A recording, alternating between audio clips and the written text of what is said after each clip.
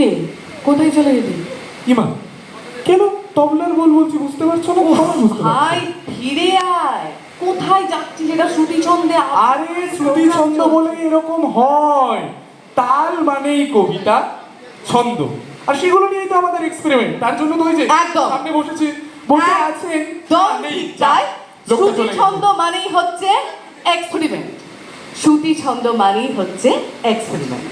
আর তার প্রধানে যে সে আমাদের সকলের গুরু মাননীয় আর ইন্দ্রনীল ভাই।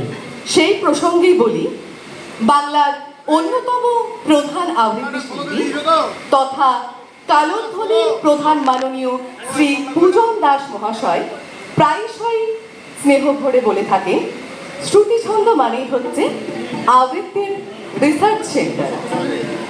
চলে যাচ্ছি আমাদের পরবর্তী নিবেদনে।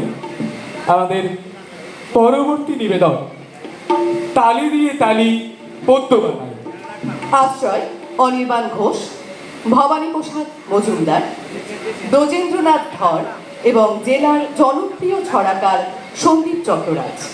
অংশগ্রহণে সোনার তরী বিহার, আবদাম, আরুষি, অগ্নিশ, সৌনক, আমান, রীতিশা, দীপান্বিতা, তমগ্ন, অঙ্কুশ ও আর্যপতি। শুনে নেব তাদের পরিবেশনা। মঞ্চ প্রস্তুত হচ্ছে।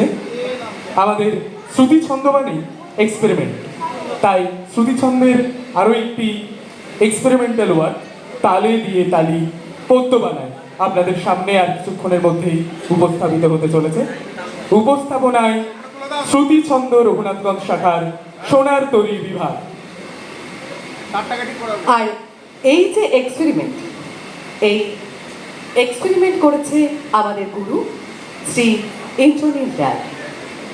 তার পক্ষেই সম্ভব এইরকম এক্সপেরিমেন্ট করা, কারণ তবলার সাথে আমরা গান শুনে থাকি, তবলা সঙ্গীত যায়, আবৃত্তির সাথে তবলা কেমন যায় আপনারা দেখুন তো।